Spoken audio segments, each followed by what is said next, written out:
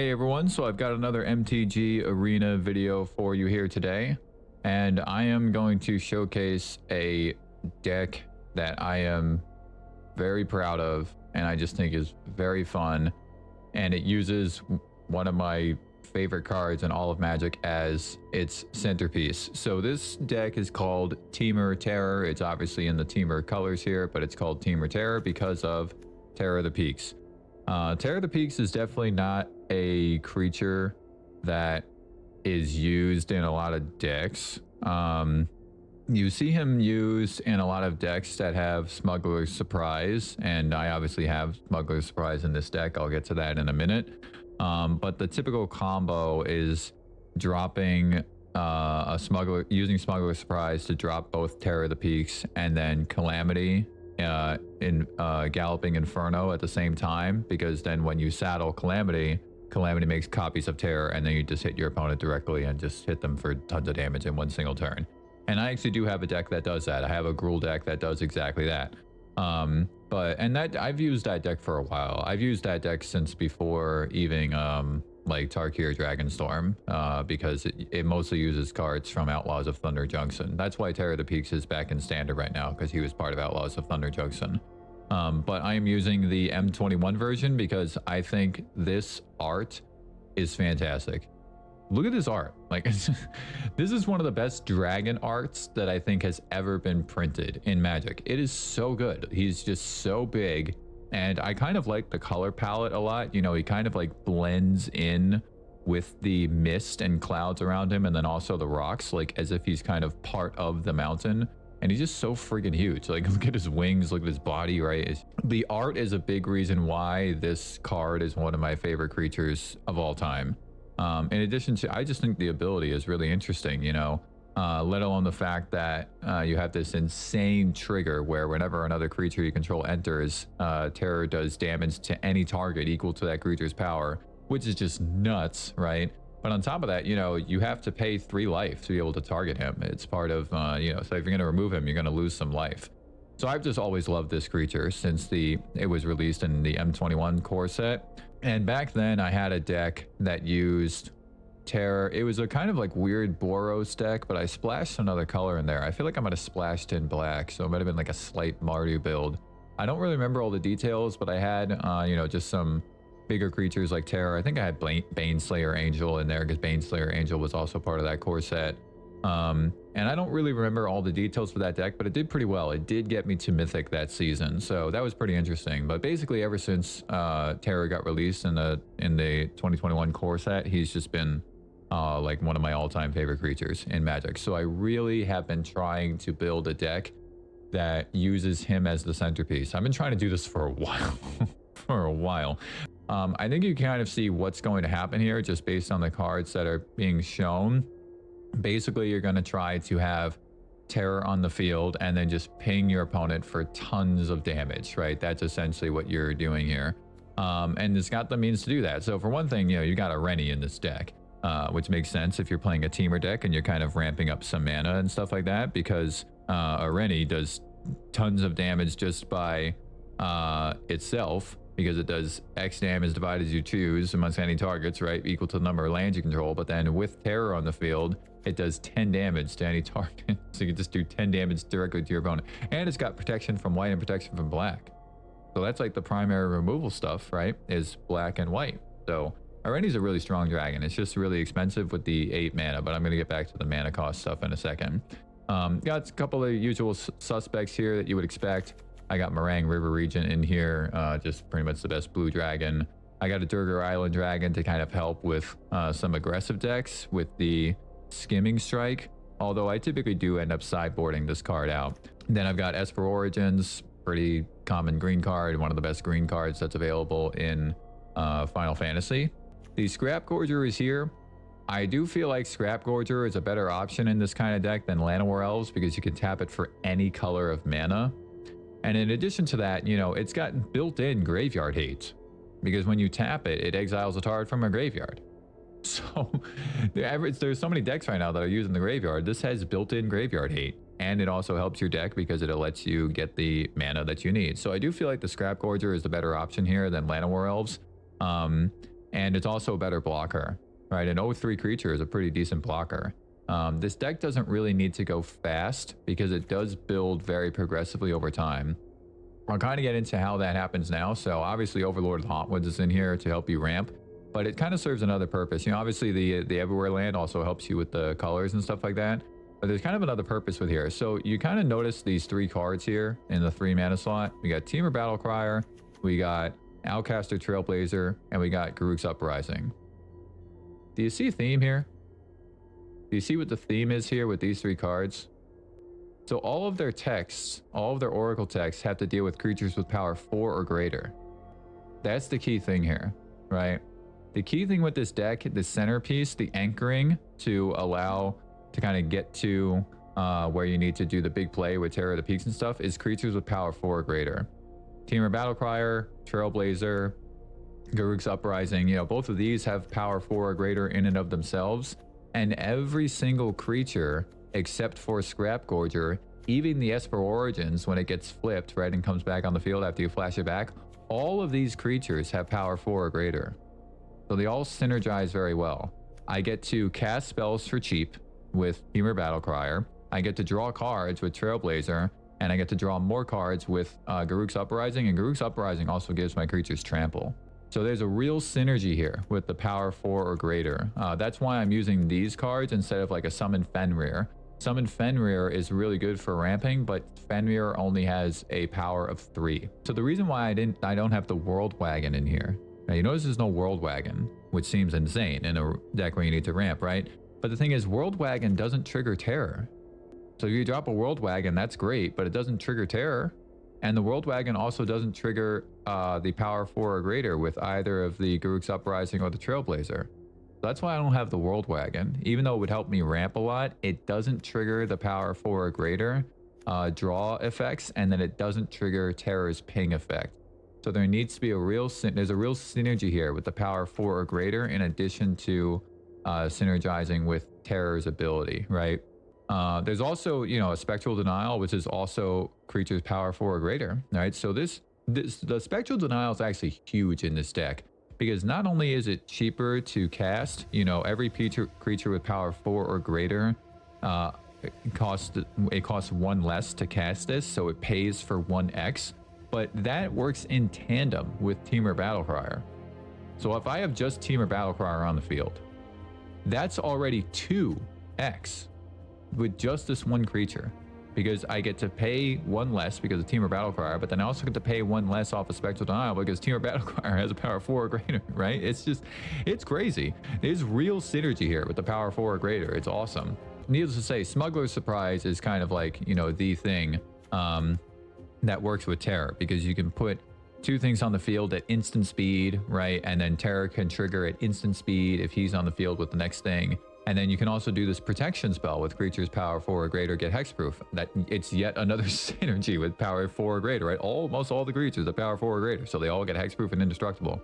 The thing is that when I was playing that rule deck with Terror and Calamity, it was a little bit vulnerable, because if you didn't have the combo, or if your opponent countered the combo, that was it. It was like, that was all you got. So I wanted to try to build a deck that was a little bit more resilient, where like, what if my Terror of the Peaks gets removed, right? Or what if my spell gets countered? Like, do I have another option here? And for a long time, I didn't know what it was. But then I actually played a match against somebody who was playing a Simic deck with, I forget what exactly was in that deck, but there were a lot of big creatures in that deck. And they played, I think Coma was in there and a couple other things. And they played Nature's Rhythm. And look at this card. Search your library for a creature card with mana value X or less and put it onto the battlefield. That's the key thing there. It's not tutoring. You don't put it back into your hand. It goes onto the battlefield. This was the missing piece to really make Terror effective. Because now if Terror gets removed, I can just go get another one, right? Or if Terror's on the field and, you know, I'm like, if I get counterspelled with Smuggler Surprise or whatever, I can just go find another creature with this. I can go find any creature. I can go find a Renie. I can go find Meringue River Regent. And not only that, this has Harmonize. right? This has Harmonize. So if you counter this, I get to play it again. And, you know, the Harmonize cost is a lot, right? Well, not if I have all these creatures with power 4 or greater. And not only that, again, the spell costs less, right? It costs less because of Temur Battlecrier on the field. So this card just works perfectly in this deck to give it some resilience and kind of like keep going and keep building and stay threatening even after like the backsmacks from whatever your opponent's response is, right? This was the missing piece that this card, that this deck really needed to allow Terror to be most effective. But that's not the real crescendo and the real explosion. I think you could kind of see where I'm going with this. The real explosion is Doppelgang. So the idea is this. You have Terror on the field. What I'm going to do now is I'm going to not only copy Terror, I'm going to copy another creature, right? Because if you pay 8 mana with Doppelgang, you get to copy 2 permanents and then make 2 tokens of those permanents. So you get 4 tokens in 1 turn. And if Terror is on the field, you get 4 triggers just off of Terror. But if I copy Terror, now it's compounding because now we have multiple Terror triggers happening at once, and they're triggering themselves, but then also triggering off of the next creature that I'm copying. It is insane. It is the most insane thing you have seen in this game.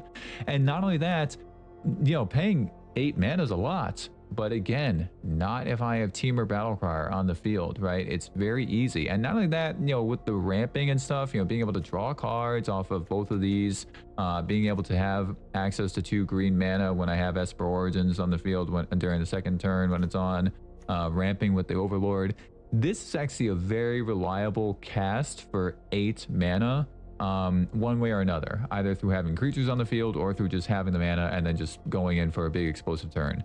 Let me talk a little bit about the lands on the sideboard before I get ahead of myself. So the lands took a while to kind of figure out. The village certainly works pretty well in here because it's the Temur colors, but it also, look, if I have this on the field and I'm ready to set up for my Doppelgang play, you can't counter it, right? You can't counter it if I have this village on the field. So the village is a really good addition. I did kind of consider putting in more than 1 copy, but it just doesn't really flow as nicely if I do that. You know, I need access to all the colors. So Cavern of Souls, of course, to be able to protect my dragons if they come down, or any other thing, right? I have 2 of them in here. And then just a couple of the Verges. A couple of these Surveil lands, you know, it's important not to have too many of these in this deck because the deck already is a little slow. That's kind of one of the weaknesses of it. You do have a pretty decent blocker in the form of the Scrap Gorger, and you do gain some life with the Esper Origins, so that can kind of buy you some time. But otherwise, this deck doesn't really have early game interaction, right? The only real early game interaction is like Durgar Island Dragon, and that's it. So if you're going up against a deck that's really moving quickly, it can kind of be a bit of an issue. So there aren't too many of these Surveil lands in here, just a few of them. The sideboard, I think this is actually different than what you're going to see in the match that I played, because I kind of threw this together kind of quickly because I just wanted to test out the core of the deck as a proof of concept, and it definitely was proven because I won some matches in some pretty interesting ways. I'll just say that. I think this sideboard is a little bit different because I did change it slightly from the match that you're going to see, but you know, there's some stuff in here that just makes sense. You know, Fire Magic, it's a good early interaction in case I'm going up against a go wide deck. Scorching Dragonfire to be able to pretty much just exile stuff. That's why this is in here. Terra Sunder to be able to exile more stuff, artifacts and enchantments. Lithomatic Barrage, 5 damage to blue or white creatures, obviously. Negates, these are really important because if I'm going up against a control deck or just a deck with a lot of removal, then these are certainly going in. Heritage Reclamation, really good card, really flexible green. And then I have a couple of Scavenging Ooze in here. So the Scrap Gorger does have built-in graveyard hate, but if I'm going up against a deck that has that is a graveyard heavy deck, right? I might as well put in another creature that has some built-in graveyard hate, and the Ooze also grows and it gains me some life. So this, I think, is a nice addition to have in this card. It can go down a little bit earlier if I need, just to have a body on the field. But then also, look, if I'm going up against a deck that has that is a graveyard-based deck, I might as well have another creature that just has built-in graveyard hate, right? So I think the ooze is a good addition here in the sideboard. So there's not too much going on here with the sideboard. It's kind of more straightforward. It's less complicated than what I have in some of my other decks and what you might see in some other decks. So the match that you're going to see me play is really interesting. I went up against an Azorius deck that was kind of controlling, but not like full Azorius control.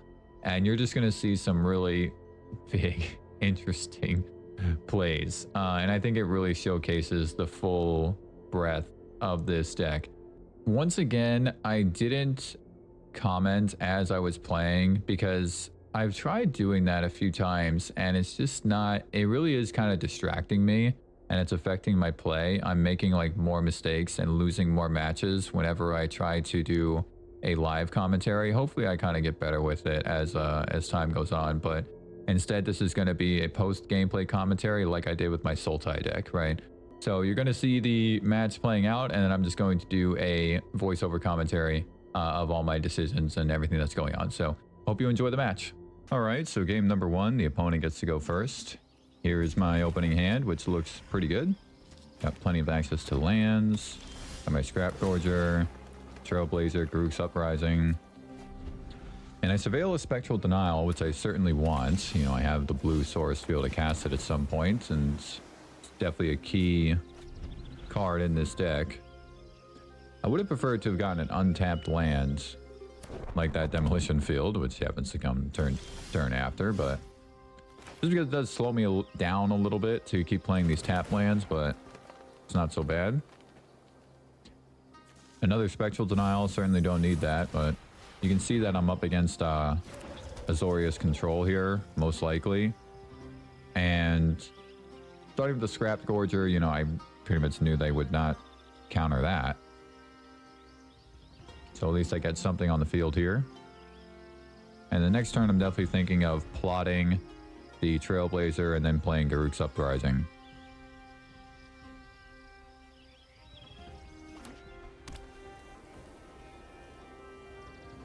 Not sure if it's Azorius Artifacts or Azorius Control yet, but, you know, typically Artifacts would have played something by now. And with them playing a Beza, it's like, well, it probably is Azorius Control. Now, this turn actually doesn't really work out exactly the way I wish it would have. You know, that Esper Origins would have been more useful a little bit earlier. And it's a little bit awkward, you know, to kind of like play out the turn like this, but at least I get to surveil. Certainly don't need 2 hedge mages, right? I initially was going to bin both, but then I realized that I probably do want the second blue source. Because I have Meringue River Region in hand.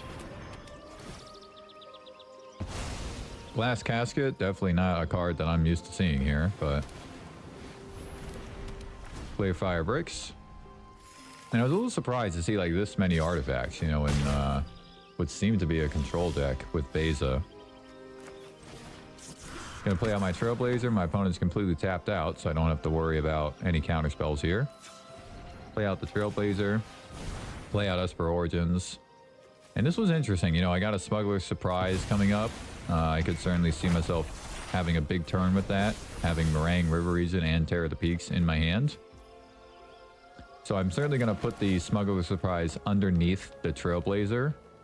Because I didn't want to reveal the Smuggler Surprise. And revealing a Trailblazer is much less intimidating, right? And then I get to put the Trailblazer in my hand and then still draw a card off of my other Trailblazer.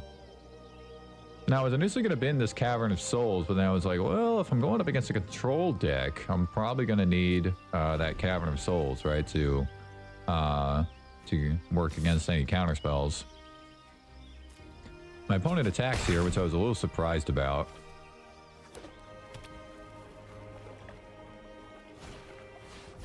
And once they played Split Up, it made complete sense.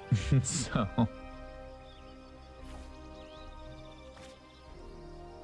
Can't play Spectral Denial here. They do have the mana to pay, even with the bonus of my 2 creatures. And look at this, Jace the Perfected Mind. So they might have recognized that I kept something on top that I wanted to keep. So now they're going to mill me out, and I'm going to lose my Cavern of Souls. Drawing Overload Hauntwoods was actually a pretty good draw. And I don't have, you know, only 5 mana. It was like, well, I don't really know what to do here because it would be a bit of a dead turn if I just plot the Trailblazer, right? So I decided to cast the Overlord. You know, again, they're tapped out. Overlord's just a big body, can block the Beza.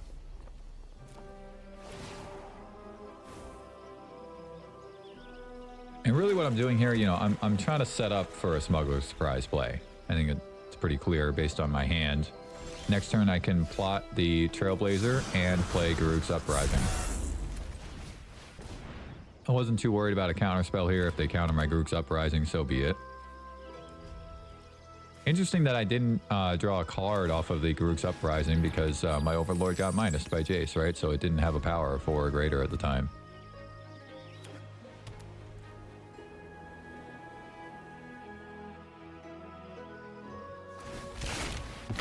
Drafting with the artifacts. Creating 2 Gnome creatures. I was very surprised at this play. Because now my opponent is basically tapped out. And they have 2 Gnomes. But, you know, I'm setting up for a big turn here. And I can pretty much do it for free. Almost made the mistake here of casting the Smuggler Surprise before the Trailblazer. Which is not the way to do it. Because then I get to draw cards off the Trailblazer, right? So, corrected myself. And then this was actually a tiny mistake. You see how I tapped for 7 on the Smuggler Surprise? That was a tiny mistake because I should have saved that green mana since I have Defend the Rider in hand. But big turn here. I can kill the Beza and then I can return the 2 tokens back to my opponent's hand, which essentially removes them, right? I did get a little lucky at least drawing the Forest, so that now I can play the Forest and I still have mana up for Defend the Rider. But that was a little bit of a mistake to do Hexproof. Hexproof and Indestructible in that case was not necessary. I get to remove the Jace as well, so this was a big turn for me.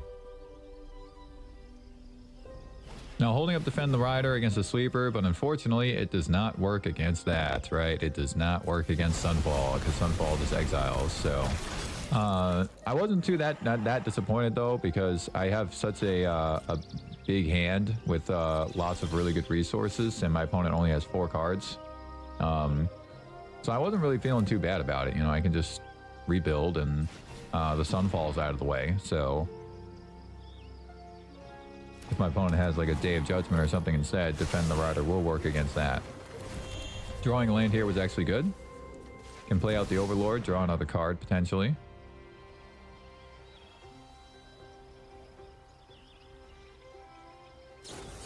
Opponent runs out of 3 steps ahead.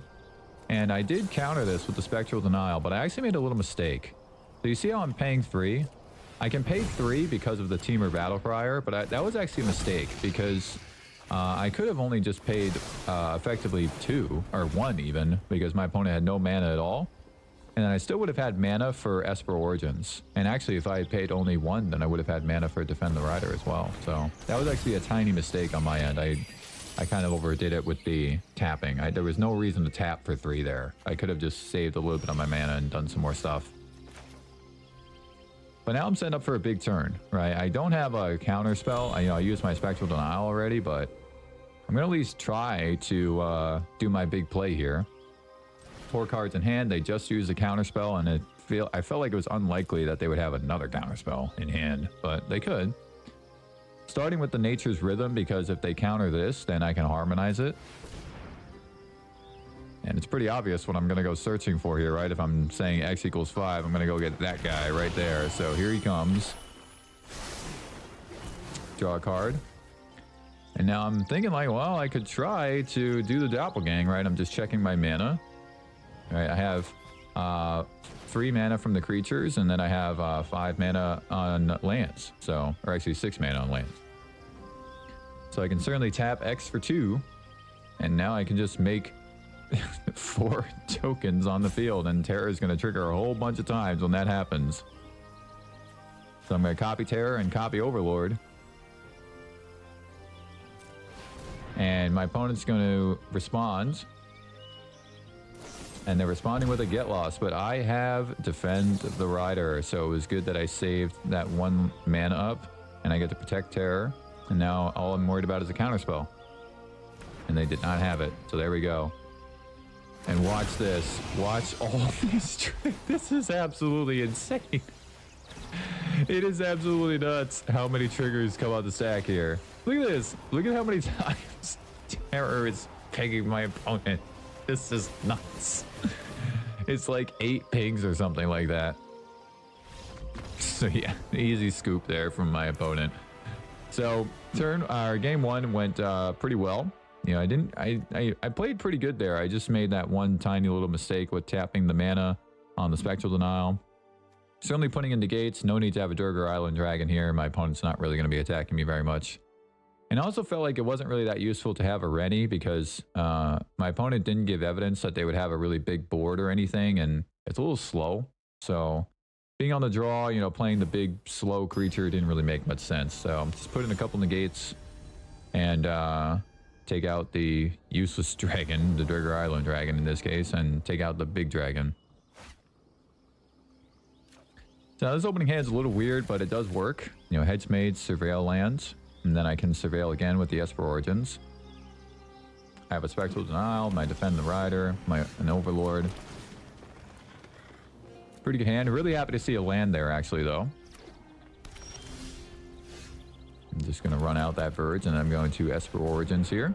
Esper Origins, I could have played the Scrap Gorger, but Esper Origins really does feel like the better turn 2 play, generally speaking, to be able to look into your deck and see what's coming. Certainly no need to have a second Scrap Gorger here. This is also that point where I was mentioning how you have to be careful with the Scrap Gorger because it does literally counter Esper Origins, so you can potentially exile your own Esper Origins if there's not something else in the graveyard. But I didn't have to worry about it in this case. Starting with the Overlord felt like the better thing to do here, though, because it does sit underneath sweepers and removal spells and stuff like that, at least for the time being. Well, I guess not get lost, but in this case, you know, going up against Zori's control and my opponent's just playing stock ups, I was very surprised to see a second stock up. I thought for sure that they were just going to have what they needed at that point, and now they don't really have anything, so I can just kind of keep going and keep building my board, right? They can't counter me or anything. And what I realized here is that I actually wanted to play the Mountain because I wanted to have access to the Everything land so that I could play Defend the Rider if necessary. Certainly going to bin that Esper Origin since it's going to be flashed back, but I didn't want to show this Doppelgang. You know, when Esper comes onto the field, he does reveal that card. And I didn't want to reveal the Doppelgang, but I said, you know, I just decided, well, I'm not going to bin that. That's essentially my win condition, right? So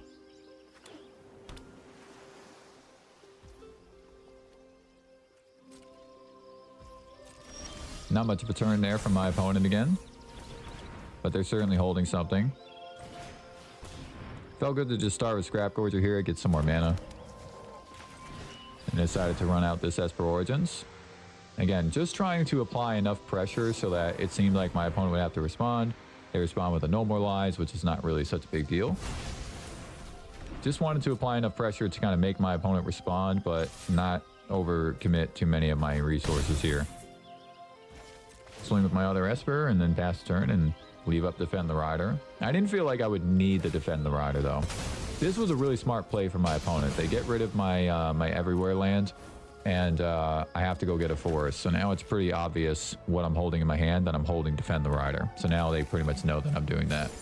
Otherwise, it's like, well, you could be holding a counterspell or something like that, right? But the fact that I got a forest, it's pretty obvious what I'm holding.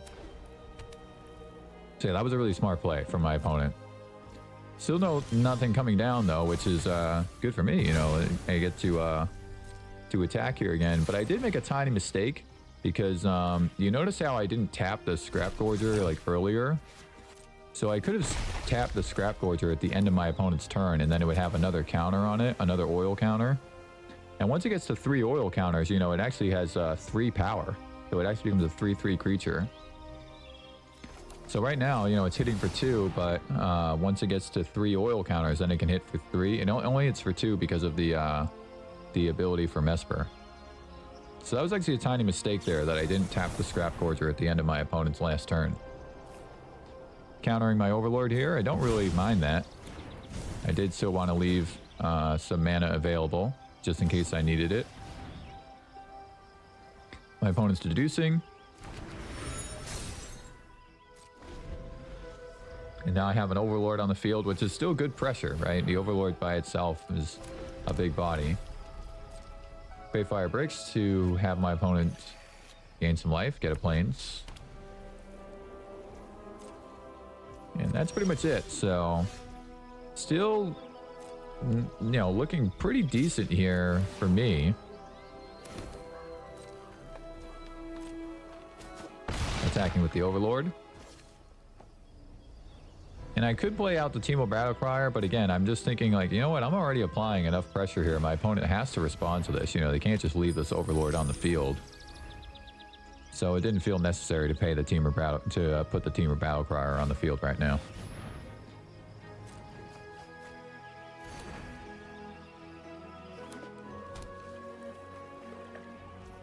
And once again here, I make a tiny mistake. I didn't tap the Scrap Gorger. So you see how it's relevant here? Because if I tap the Scrap Gorger, then by the time I attack, I could have attacked with the Scrap Gorger, and then it would have 3 oil counters on it. And then it would be a 3/3 creature. So I'd actually get in 3 more damage here. My opponent would be down to 4.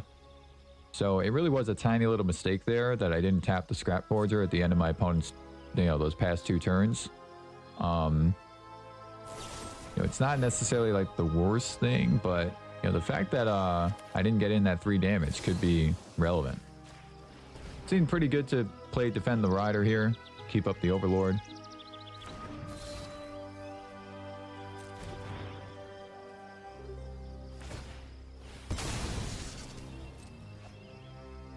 And now I'm also holding Spectral Denial.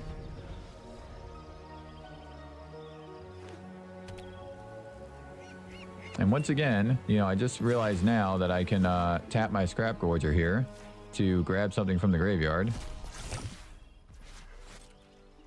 So I finally realized that I should have been doing that earlier. Easily playing Garruk's Uprising here. I'll get a free card off it.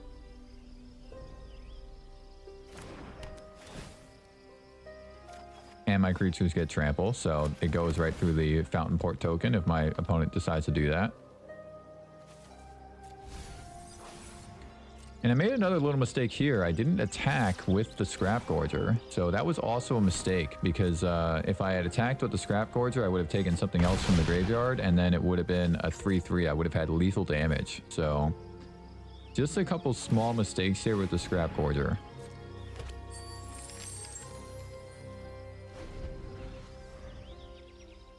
But and then again, my opponent's down to 1 life, right? So it's, you know, not such a big deal. So there's a Sunfall, and what I'm doing here is I'm trying to count up how much mana I have.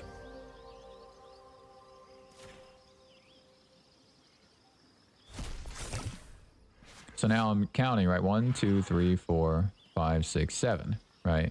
But then Spectral Denial allows me to pay 1 mana for the Overlord. So it's really I have 7 mana available, including the blue from the Scrap Gorger, but I can pay 7, right? But I miscounted. I'm like, oh, I'll just pay 8, right? Because my opponent has 7 mana available, 5 lands and 2 treasure tokens, but I actually miscounted. So I'm thinking, oh, I could just counter this Sunfall, but it's actually not true, right? I'm counting up the lands again, right? 1, 2, 3, 4, 5, and then 2 treasure tokens, so it's 7. And I can't pay the X equals 8 because I only have, I can only do X equals 7. But I decided to do it anyway because I figured, look, if my opponent pays the mana, then they'll use all their mana, right? And even if they use a counterspell here, then that's 1 less counterspell that they have in their hand. They did counter it, and I wasn't really too bothered by it because now I can kind of start setting up for my stuff without being too worried about A, a sweeper, and B, a counterspell. But it was a little, you know, it at this point it did feel a little bit relevant that I wasn't attacking or that I wasn't tapping that Scrap Gorger, right? Because I could have had lethal damage on that turn when I swung, and my opponent would have had to do something.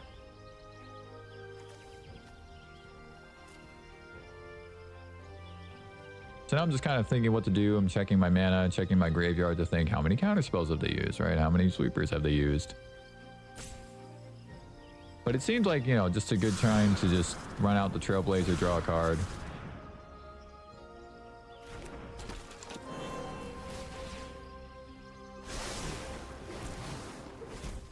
Drawing an Esper Origins there was not necessarily super great.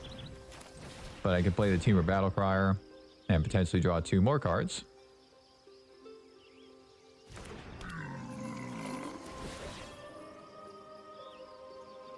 And my opponent's going to run out a Tishana's Tidebinder. So they're going to counter the abilities of my Trailblazer, which makes sense.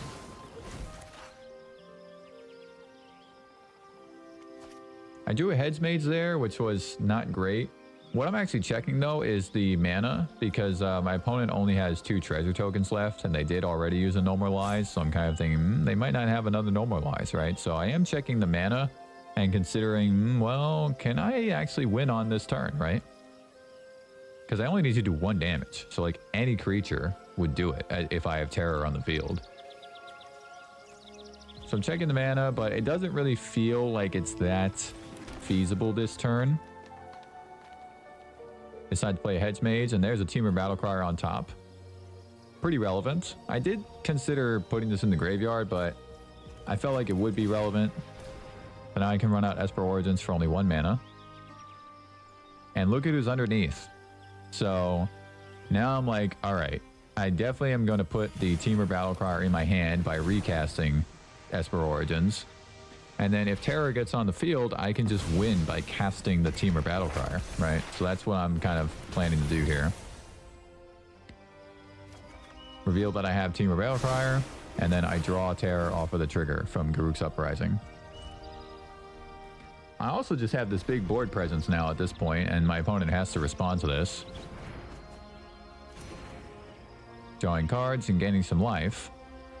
But even with the 3 life gain, the Temur Battlecry is still lethal just from the Terror of the Peaks trigger.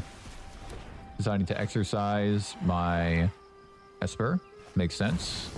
And then Jace's Perfected Mind comes down, and then my opponent does the smart thing here by minusing my Temur Battlecry so that I can't get in for lethal damage. Really smart play from my opponent. They would live with 1 life here if I attacked. Well, actually, they can also activate the Phyrexian token. But now, I mean, I'm potentially setting up for the win here, right? So I'm thinking about, you know, how do I want to sequence this? I could attack to try to force my opponent to respond, right? Or I could just start playing some stuff and see how my opponent responds. You know, if I play Nature's Rhythm and they counter it, then I can just play my Terror and then play my Doppelgang, right? Seemingly. So I have a lot of options here. I could also, like, you know, play the Temur Battlecry to, like, lessen my mana, but I didn't want to do that. I wanted Temur Battlecry to be the win condition off of the Terror's trigger. So I decided to run out Terror here. If my opponent has a counter spell, I can just go find another one with Nature's Rhythm. But Terror does land. So now I can win off of the Temur Battlecry. That's what I'm considering doing here. So I'm going to cast it. It's going to come down, and of course I'm going to target my opponent. My opponent throws out another Tidebinder. So that is all their mana, though, which is the thing. So they're going to target my Terror, sure, but I can just copy Terror at this point. Because look at all the creatures. I have, you know, 3 creatures, so that's 3 mana off of Temur Battlecry, and then I have 5 lands, right? I can just play Doppelgang now. I'm just checking out that I can actually do it, and I absolutely can. So I can Doppelgang, X for 2, and then I can just copy Terror and Temur Battlecry. And once again, look at all these triggers. It's just nuts. And of course, my opponent scoops. So I hope you enjoyed that, everybody. And I'll see you all in the next video.